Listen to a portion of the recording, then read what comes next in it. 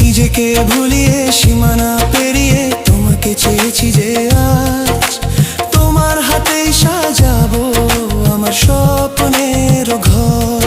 আমি তোমার প্রেমে পড়ে দুনিয়া ভুলে গেছি।